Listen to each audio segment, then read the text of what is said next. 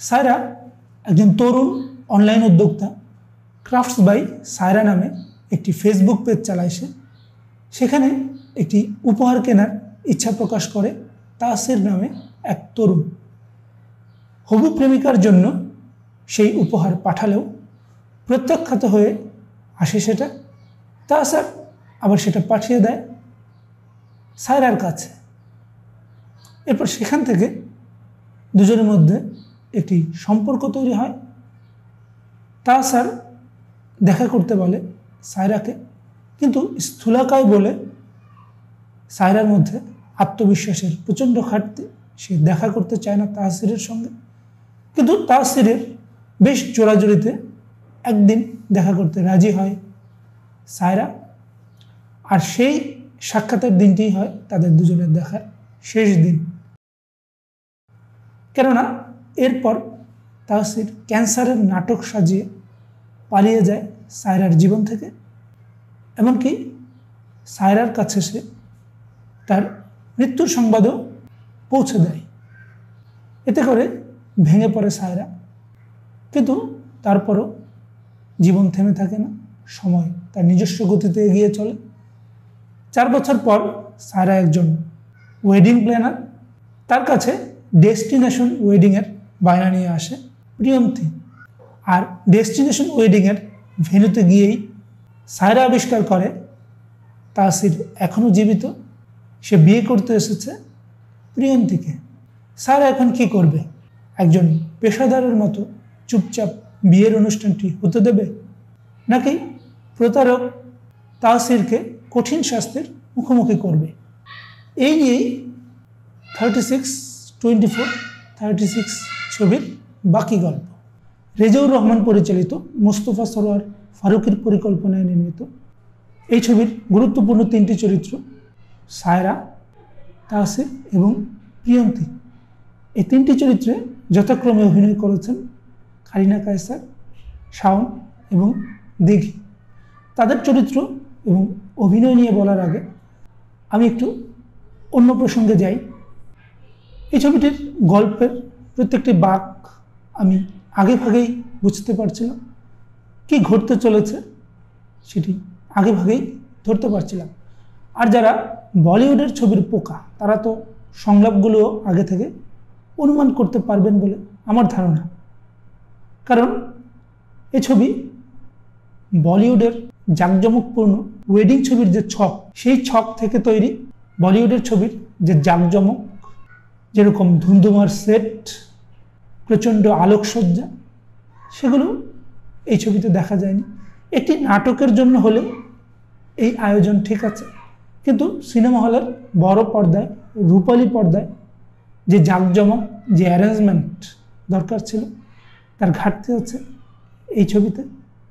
Choreography, set, location ইত্যাদির কথা বাদ দিলে পরিচালক রেজাউর রহমান তার গল্পটি ঠিকঠাকভাবে বলতে পেরেছেন। তিনি একটি ত্রিভুজ প্রেমের গল্প বলতে চেয়েছেন, একটি ভগ্ন হৃদয়ের গল্প বলতে চেয়েছেন, যে ভগ্ন হৃদয়টির মালিক একটি স্থূলকায় তরুণী। সমাজে স্থূলকায় নারীদের প্রতি যে চিরায়ত ঘুণে ধরা নেতিবাচক দৃষ্টিভঙ্গি, সেটা নিয়ে কোনো আলাপ তোলেননি রেজাউর রহমান, কোনো কড়া বক্তব্যও ছিল না তার। তিনি স্রেফ একটি রোমান্টিক ছবি নির্মাণ করতে চেয়েছেন এবং তিনি মোটামুটিভাবে সফল।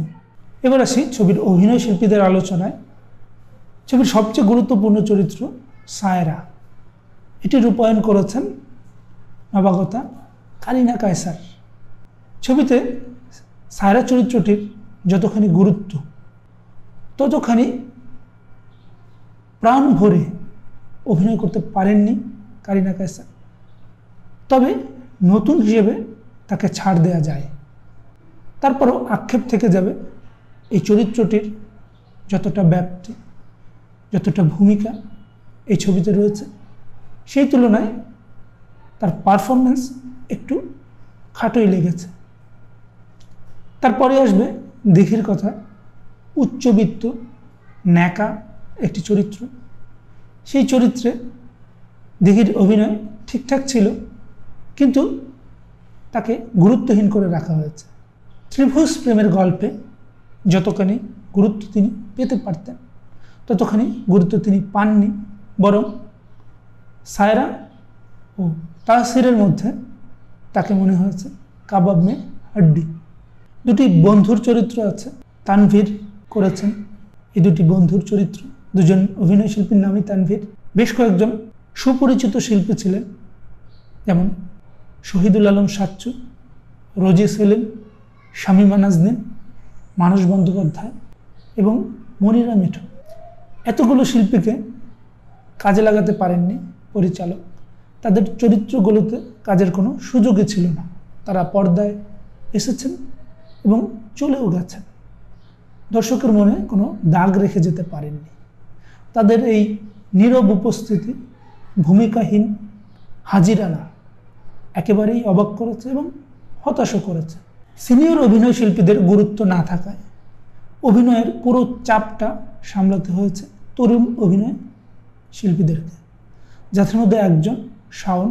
তাহসির চরিত্রটি তিনি রূপায়ণ করেছেন এবং তিনি মোটামুটিভাবে বেশ ভালোই চাপ সামলেছেন। ছবির টেকনিক্যাল দিকগুলো গতানুগতিক, কাজ চালিয়ে নেওয়ার মতো, উল্লেখ করার মতো কিছু নয়।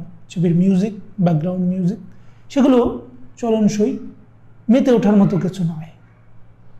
সব মিলিয়ে 36 ছবিটি সিনেমা হলে গিয়ে করতালি দিয়ে শীষ বাজিয়ে উপভোগ করার মতো ছবি না, বরং ওটিটিতে এলে একবার দেখে নেওয়া যেতেই পারে।